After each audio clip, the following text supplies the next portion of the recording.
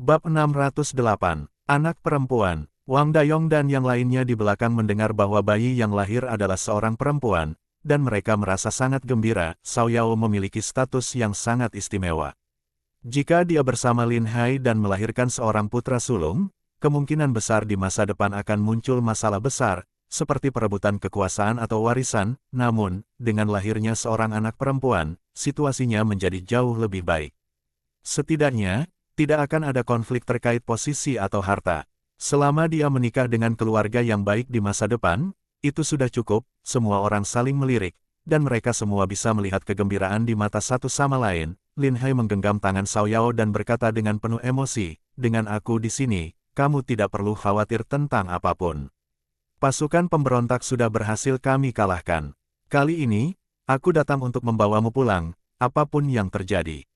Aku tidak akan pernah mengizinkanmu melakukan hal yang begitu berbahaya lagi." Xiao Yao, setelah mengalami begitu banyak hal, tidak memiliki keinginan untuk terus berjuang lagi. Saat ini, dia merasa bahwa selama dia bisa bersama Lin Hai dan hidup damai sebagai sebuah keluarga, itu sudah menjadi pilihan terbaik. "Kali ini aku akan mendengarkanmu," kata Xiao Yao dengan lembut. "Lihat putri kita, dia masih menunggu namamu untuknya. Bagaimana dengan ayah? Jangan menyiksa dia, aku mohon." Xiao Yao yang belum melihat ayahnya sejak tadi mengira bahwa Lin Hai telah menangkapnya. Lin Hai baru ingat bahwa Han Turkistan terluka akibat terkena panah. Namun, melihat kondisi tubuh Xiao Yao yang masih sangat lemah, dia tidak ingin membuatnya terlalu khawatir. "Tenang saja, aku akan mengatur semuanya dengan baik.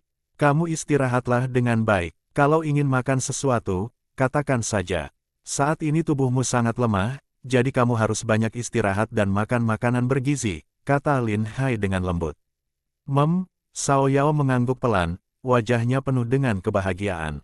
Pada saat dia paling lemah, Lin Hai ada di sisinya. Xiao Yao merasa dirinya adalah orang paling bahagia di dunia. Lin Hai memeluk putrinya dengan penuh perasaan, merasakan tanggung jawab yang lebih besar di hatinya. "Dia cantik seperti ibunya. Mari kita beri nama dia Lin Xiyun. Menurutku, dia lebih mirip denganmu, tuanku. Ketika besar nanti, dia pasti menjadi wanita yang sangat cantik," kata Wang Dayong sambil tertawa. "Benar sekali, tuan sangat tampan, dan Nona Xiao Yao begitu mempesona. Putri kalian pasti akan menjadi seorang wanita yang sangat cantik." Tambah yang lain, semua orang mengucapkan selamat, menciptakan suasana yang sangat meriah. Namun, Nasimo yang berdiri di samping tampak tercengang, matanya terbelalak. Dia tidak pernah membayangkan bahwa anak yang dikandung oleh Xiao Yao adalah anak Lin Hai. Hatinya dipenuhi campuran berbagai emosi yang sulit dijelaskan. Xiao Yao adalah putri dari Turkistan, kebanggaan seluruh rakyat Turkistan. Fakta bahwa dia tiba-tiba melahirkan anak dari seorang pria Daxia adalah sesuatu yang sulit diterima oleh banyak orang. Namun, Nasimo akhirnya menyadari apa yang sebenarnya terjadi. Lin Hai selama ini membantu mereka semata-mata karena Xiao Yao. Kemudian Lin Hai meletakkan putrinya di samping Xiao Yao. Dia memberi perintah kepada Wang Dayong, "Di pasukan kita, seharusnya ada beberapa persediaan obat herbal. Aku ingat ada ginseng. Pilih yang terbaik dan buat sup ayam tua dengan itu." "Baik, tuan, aku akan segera mempersiapkannya," jawab Wang Dayong. Lin Hai menarik Nasimo keluar dan berkata dengan dingin, "Dengar baik-baik. Kamu tidak boleh memberitahu putri kalian tentang keadaan Han yang terluka. Saat ini kondisinya masih sangat lemah, dia perlu banyak istirahat. Jika karena hal ini dia mengalami guncangan emosi yang memengaruhi kesehatannya, aku tidak akan memaafkan kalian. Tenang saja, dia adalah putri kami. Tentu saja kami akan merawatnya dengan baik," jawab Nasimo. "Bagus kalau begitu. Sekarang bawa aku untuk melihat Han Turkistan. Keterampilan medis kalian sangat terbatas. Kami membawa tabib militer yang bisa membantu mengobatinya," kata Lin Hai. Nasimo merasa sangat bersyukur mendengar hal itu. Meski mereka telah kalah, namun dia tidak ingin melihat Han mereka meninggal. Dia segera membawa Lin Hai ke tempat Han Turkistan dirawat. Saat melihat Han Turkistan, Lin Hai menyadari bahwa dia telah menua dengan sangat cepat.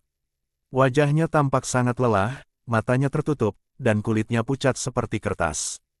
Tabib Turkistan telah mencabut anak panah dari tubuhnya dan membalut luka tersebut. Namun, Lin Hai masih merasa khawatir. Dia meminta tabib militernya untuk memeriksa kondisinya. "Yang mulia tidak perlu khawatir. Anak panah tidak mengenai organ vital seperti jantung atau paru, dan baju zirahnya juga memberikan perlindungan. Lukanya tidak terlalu dalam, penyebab pingsannya lebih karena kelelahan yang parah dan kehilangan darah terlalu banyak. Jika dia beristirahat dengan baik untuk sementara waktu, dia pasti bisa pulih sepenuhnya, jelas tabib tersebut setelah memeriksa dengan saksama. Mendengar itu, Lin Hai akhirnya merasa lega. Jika Han Turkistan meninggal, Cao Yao pasti akan sangat sedih. Sekarang dia hanya perlu menunggu Han Turkistan sadar, lalu memikirkan cara untuk meyakinkannya agar ikut bersamanya ke Daxia. Dengan jumlah pasukan yang sedikit, mereka jelas tidak akan bisa melawan pasukan pemberontak. Lin Hai mengambil sebuah bangku, duduk di samping Han Turkistan, dan mulai memikirkan cara terbaik untuk membujuknya.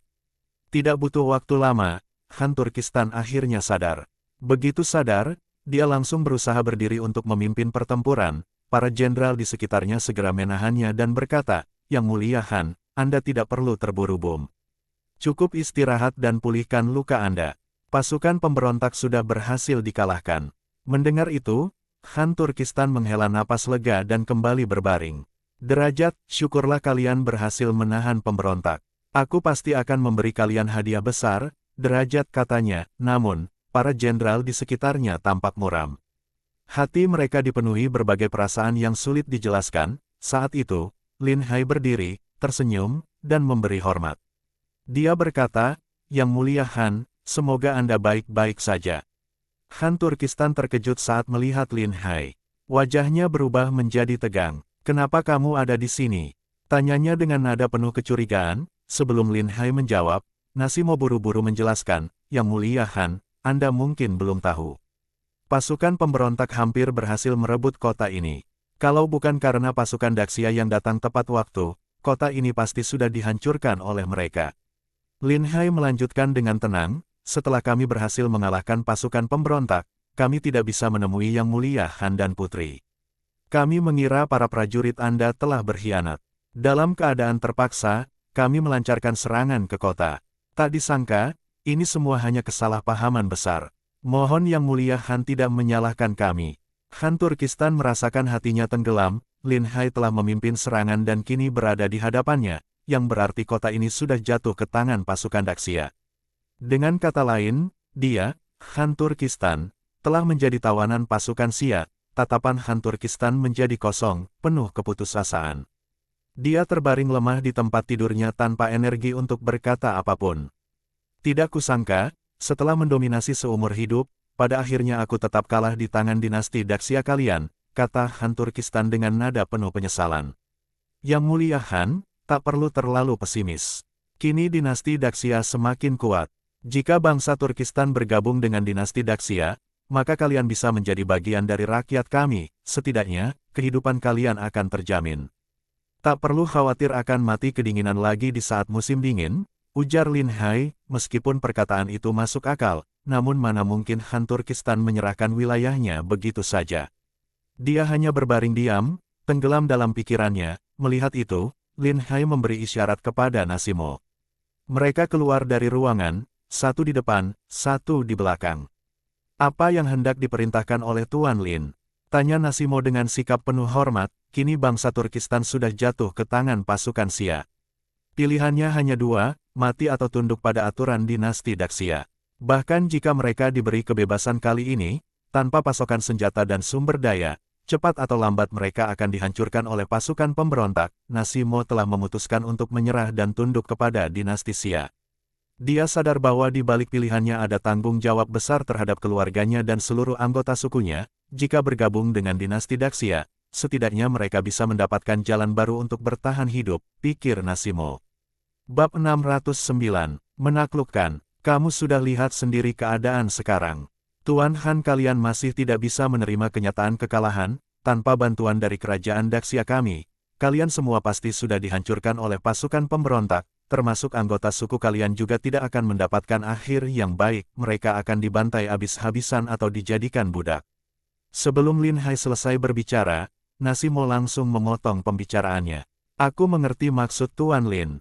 Tanpa dukungan kalian, kami memang bukan tandingan pasukan pemberontak. Selain itu, meskipun pasukan pemberontak berhasil menguasai seluruh wilayah Turkistan, pada akhirnya mereka juga akan dikalahkan oleh kerajaan Daxia," kekuatan kalian memang sangat besar.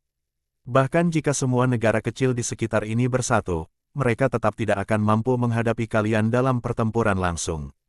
Bagus, seperti pepatah, orang bijak tahu kapan harus mengikuti arus zaman.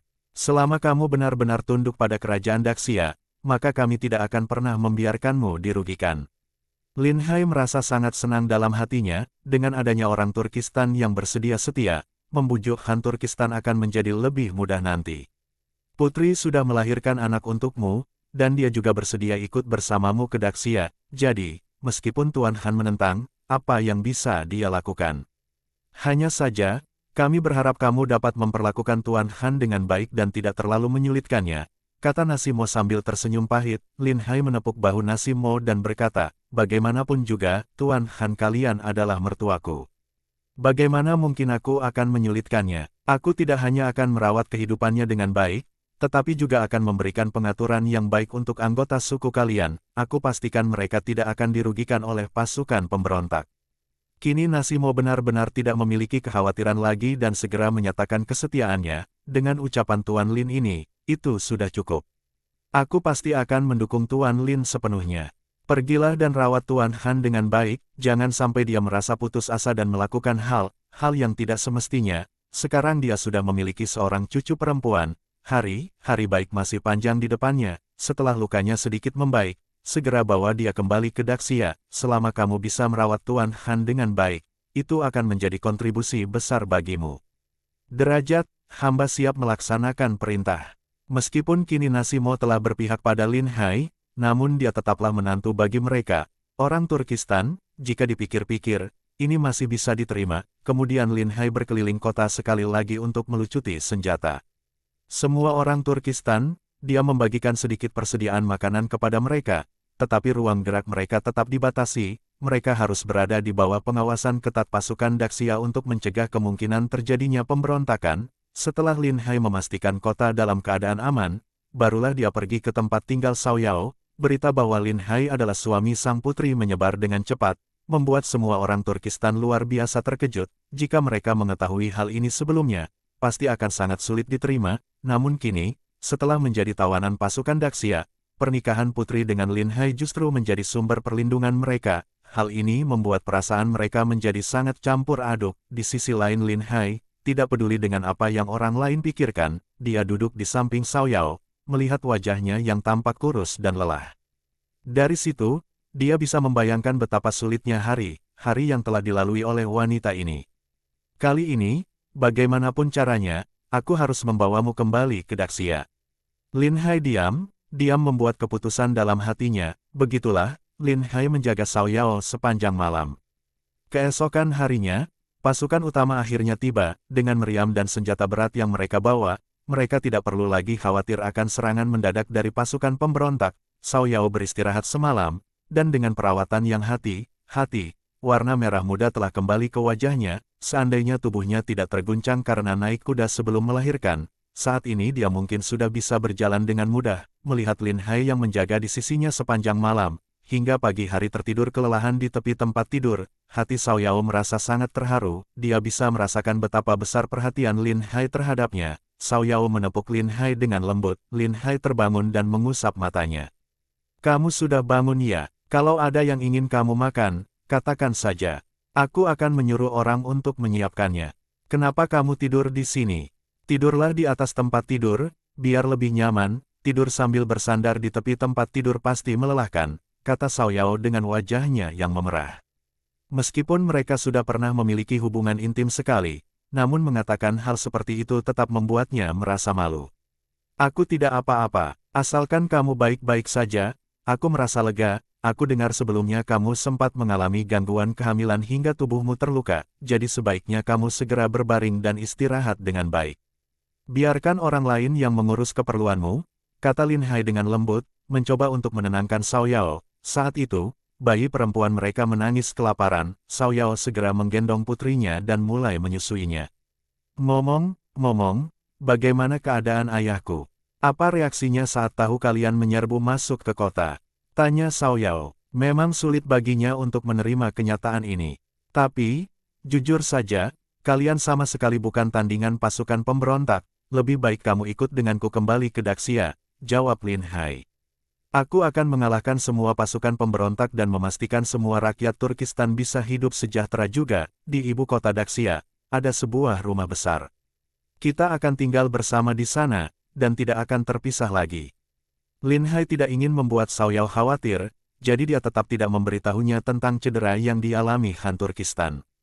Kamu benar, bertarung terus selama bertahun-tahun, aku juga sudah merasa lelah, asalkan kalian bisa memperlakukan rakyat Turkistan dengan baik, maka aku tidak keberatan jika Turkistan bergabung dengan Daxia. Selama bertahun-tahun perang tanpa henti, entah sudah berapa banyak orang yang mati, namun, tetap saja banyak rakyat yang mati kelaparan dan kedinginan setiap musim dingin, jika bisa hidup di bawah naungan Daxia dan semua orang mendapat cukup makanan. Maka itu adalah pilihan yang baik, kata Xiao Yao. Xiao Yao telah tinggal di Daxia selama bertahun-tahun dan menyaksikan banyak korupsi di kalangan pejabat Daxia. Namun, kehidupan rakyat biasa di Daxia tetap jauh lebih baik dibandingkan di Turkistan. Di Turkistan, setiap kali terjadi bencana saat musim dingin, tak terhitung berapa banyak orang yang meninggal. Hal inilah yang selalu mendorong Turkistan untuk mengincar tanah subur Daxia. Senang sekali kamu berpikir seperti itu. Aku sudah mempersiapkan semuanya, rakyat Turkistan akan dipindahkan ke Daxia, dan peternakan mereka diubah menjadi sistem pengandangan. Semua orang Turkistan akan tinggal di rumah-rumah, kami akan mengirim orang khusus untuk memanen rumput pakan dan terus-menerus mendistribusikannya kepada para peternak.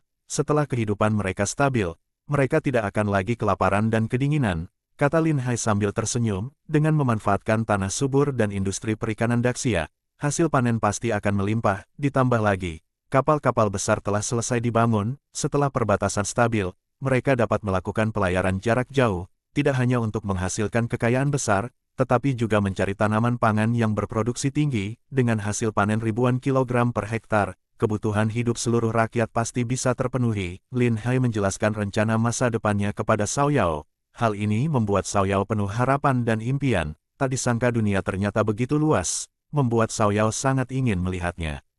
Benarkah ada tempat yang sepanjang tahun tidak pernah dingin? Kenapa aku merasa sulit percaya? Tentu saja ada. Di tempat seperti itu, buah-buahan sangat melimpah, dan sepanjang tahun seperti musim panas, kapan saja bisa menanam padi atau tanaman lain. Nanti aku bisa membawamu ke sana bersama-sama. Kalau begitu, ini janji ya, jangan sampai mengingkari. Tentu saja tidak. Setelah selesai menyusui anaknya, Xiao Yao meletakkan bayinya di sisi. Keduanya menatap anak mereka, benar-benar seperti pasangan suami istri, menciptakan suasana yang hangat dan penuh kasih sayang. Tidak lama kemudian, seseorang mengantarkan sarapan. Mereka makan bersama, dan setelah selesai, Lin Hai menyuruh Xiao Yao untuk beristirahat. Sementara itu, Lin Hai kembali ke perkemahan untuk mempersiapkan langkah berikutnya. Bab 610. Menyerangan. Pasukan Daxia sangat kuat dan tangguh, membawa 10 meriam berat yang lebih dari cukup untuk mengepung kota. Lin Hai merenungkan bagaimana cara membawa Han Turkistan dan Xiao Yao kembali. Namun dia harus memastikan bahwa rakyat mereka dapat hidup dengan aman. Saat ini, pasukan pemberontak Turkistan belum dikalahkan. Bahkan jika Lin Hai berhasil membawa Xiao Yao dan Han Turkistan pergi, mungkin Mo Han akan melampiaskan kemarahannya pada rakyat Han Turkistan. Karena itu, pasukan pemberontak harus dihancurkan terlebih dahulu agar mereka tidak berani kembali untuk merebut wilayah. Wang Dayong, di mana posisi pasukan pemberontak sekarang? Apakah penyelidikan sudah selesai? Tanya Lin Hai. Melapor, Tuan Besar, seluruh pasukan pemberontak telah kembali ke kota Haiti. Mereka sedang memperkuat pertahanan sepenuhnya. Tampaknya berharap kita akan mundur lebih dulu, baru mereka akan menyerang, jawab Wang Dayong. Sampaikan perintahku, musnahkan semua mata-mata mereka, jangan biarkan mereka mengintai pergerakan kita. Dimengerti, jawab Wang Dayong. Segera pergi untuk menyampaikan perintah kepada bawahannya. Liu Ergo tampak sangat bersemangat. Tuan, apakah kita akan menyerang pasukan pemberontak sekarang? Menurut aku, ini adalah kesempatan bagus. Pasukan pemberontak, bersama pasukan Jin dan Hitan, semuanya berada di satu tempat. Ini kesempatan kita untuk mengepung kota mereka dan menghancurkan mereka semua. Lin Hai meliriknya dan berkata, aku memang berniat memberi mereka pelajaran, tapi untuk menghancurkan mereka sepenuhnya, itu tidak akan mudah. Pasukan kita terlalu sedikit, dan di medan seperti ini, mustahil untuk mengepung mereka sepenuhnya. Tuan benar, di padang rumput yang terbuka ini, jika mereka ingin melarikan diri, memang sulit bagi kita untuk mengejar dan menghabisi mereka semua. Harus diingat, tugas utama kita dalam pertempuran ini adalah membunuh pasukan musuh sebanyak mungkin. Kita harus membuat mereka takut untuk kembali menyerang rakyat Han Turkistan sehingga mereka bisa hidup tanpa kekhawatiran. Setelah kita menghancurkan Goryeo, barulah giliran Turkistan akan kita taklukkan, ujar Lin Hai dengan tegas. Benar sekali, semakin cepat kita menghancurkan Turkistan, semakin aman Daxia dari ancaman negara musuh di sekitarnya, kata Liu Ergo menyetujui. Kini pasukan pengintai Daxia sudah dilengkapi dengan persenjataan yang sangat kuat. Setiap regu terdiri dari 6 orang, masing-masing memiliki 2 kuda perang terbaik dari militer. Setiap prajurit membawa 4 busur silang yang sudah diperkuat untuk daya jangkau lebih jauh dan daya tembus yang lebih kuat. Mereka juga dilengkapi dengan 10 granat tangan. Dengan perlengkapan seperti itu, regu kecil ini sudah memiliki daya tembak yang sangat kuat. Bahkan jika bertemu dengan ratusan pasukan musuh selama pengintaian, mereka akan memiliki kepercayaan diri untuk mengalahkan musuh, atau setidaknya melarikan diri dengan tanpa masalah. Ketika pasukan kecil mata musuh ditemukan, mereka dimusnahkan dengan mudah, dalam waktu kurang dari setengah hari. Seluruh mata pemberontak dalam radius 200 I berhasil dibersihkan. Mohan, setelah mendengar laporan dari bawahannya, menunjukkan ekspresi yang sangat muram. Pasukan Daxia berani menyerang mata mereka, yang berarti mereka benar-benar berencana melancarkan serangan militer. Awalnya, dengan memiliki banyak busur silang berat, Mohan berpikir bisa melawan Daxia secara langsung. Namun, dalam pertempuran pertama, mereka sudah kehilangan sebagian besar busur silang berat itu. Bagaimana mungkin mereka bisa bertarung melawan Daxia di medan terbuka lagi setelah ini? Satu-satunya harapan mereka kini hanyalah sisa puluhan busur silang berat dan perlindungan dari benteng kota. Dengan mengandalkan tembok kota yang tinggi dan kokoh, mereka berharap bisa menghalangi pasukan Daxia. Mohan segera memobilisasi pasukannya dan mempersiapkan pertahanan. Jika dia ingin mempertahankan seluruh wilayah Turkistan, maka dia harus menghadapi pasukan Daxia secara langsung. Kali ini, dia juga memanfaatkan pertempuran ini sebagai latihan untuk pasukannya. Selain itu, dia telah merencanakan langkah untuk melarikan diri jika mengalami kekalahan besar. Semua persediaan makanan dan harta benda di kota sudah dikumpulkan. Jika mereka tidak bisa mengalahkan Daxia, maka mereka akan segera melarikan diri. Seperti yang dia perkirakan, tidak lama kemudian terlihat pasukan Daxia bergerak menuju arah mereka. Lin Hai, yang membawa pasukan dalam jumlah terbatas, tidak cukup yakin bisa mengepung seluruh musuh. Dia memerintahkan 3 regu dengan meriam untuk menjaga 3 pintu gerbang lainnya. Sementara kekuatan utama menyerang pintu gerbang utama, Mohan merasa tekanan yang sangat besar. Dia memanggil 2 jenderal dari pasukan Jin dan Hitan untuk berdiskusi. Para jenderal, kali ini kita akan menghadapi pasukan Daxia secara langsung. Senjata mereka sangat kuat. Aku harap kedua jenderal bersedia mengirimkan pasukan untuk membantu aku dalam pertahanan ini. Asalkan kita bisa memukul mundur mereka, maka pihak Han tidak akan mampu membuat keributan lagi. Aku pasti bisa menyatukan seluruh Turkistan. Saat itu tiba, keuntungan yang akan kalian dapatkan pasti tidak sedikit, dan aku jamin kalian akan puas, ujar Mohan. Mohan sudah tidak peduli dengan banyak hal lagi. Demi memimpin Turkistan, dia rela membuat janji besar demi mendapatkan dukungan kedua orang tersebut. Tidak masalah, kita bisa bertahan dengan mengandalkan tembok kota. Aku tidak percaya pasukan Daxia bisa terbang melewati tembok. Tuan Mohan, jangan khawatir. Kami diutus ke sini untuk membantumu. Jika ada bahaya, tentu akan kita hadapi bersama, jawab kedua jenderal itu. Begitu mendengar bahwa mereka akan mendapatkan keuntungan besar, kedua jenderal itu langsung setuju untuk membantu dengan sepenuh tenaga. Terlebih lagi, sebelumnya mereka belum meraih hasil apapun, malah kehilangan banyak prajurit. Ini adalah kesempatan untuk ikut bertarung saat mempertahankan kota. Setelah perang selesai, mereka bisa melaporkan kepada raja mereka bahwa kerugian besar tersebut terjadi karena membantu Mohan. Setelah mendapatkan janji dari kedua jenderal itu, Mohan segera menyerahkan pertahanan sayap kiri kepada mereka. Kerugian pasukan pemberontak sendiri tidak kecil, jadi dia memanfaatkan kedua sekutunya untuk berbagi beban. Mohan sangat memahami bahwa kesempatan untuk menjadi raja ini sangat bergantung pada kekuatan utama pasukannya sendiri. Jika pasukannya mengalami terlalu banyak kerugian, maka dia akan kehilangan kekuatan andalannya sepenuhnya. Bahkan, mungkin pasukan Jin dan Hitan akan berbalik menyerang mereka.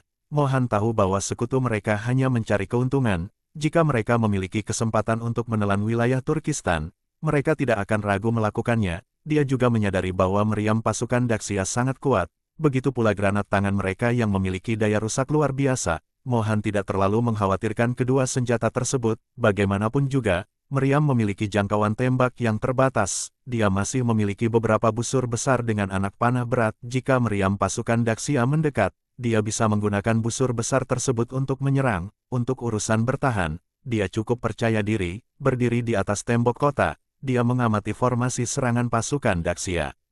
Formasi ini tampaknya bertujuan untuk melakukan serangan frontal, namun, Mohan merasa bingung melihat formasi tersebut. Untuk menyerang kota, biasanya prajurit akan turun dari kuda dan bertempur sebagai infanteri, tapi mengapa pasukan Daxia tetap berada di atas kuda mereka? Apakah mereka berencana untuk menyerbu tembok kota sambil menunggang kuda? Bagi bangsa Turkistan, setiap kuda perang sangatlah berharga, bahkan lebih bernilai daripada nyawa manusia. Membesarkan seekor kuda perang yang unggul membutuhkan banyak waktu dan biaya. Kuda perang yang berkualitas adalah fondasi kekuatan utama pasukan berkuda Turkistan. Jika pasukan Daxia benar-benar menyerang kota dengan menunggang kuda, itu sungguh pemborosan besar. Meski kedua pihak adalah musuh, Mohan tetap merasa sayang jika kuda tersebut harus dikorbankan. Dari kejauhan, Lin Hai mengamati dari atas kudanya dan melihat Mohan berdiri di atas tembok kota. Pemuda ini telah berhasil mengacaukan seluruh wilayah Turkistan dan menciptakan kekacauan yang terus berlangsung. Lin Hai sangat mengagumi kemampuan Mohan. Untungnya, Khan Turkistan sebelumnya tidak memberikan kepercayaan penuh kepada Mohan. Dia merasa Mohan terlalu muda untuk memimpin seluruh pasukan. Jika Mohan yang memimpin serangan terhadap Daxia, kemungkinan besar Daxia akan berada dalam bahaya besar. Jika saja Lin Hai tidak memiliki keuntungan dari senjata berbasis mesiu, menghadapi Mohan dalam pertempuran pun dia harus sangat berhati-hati.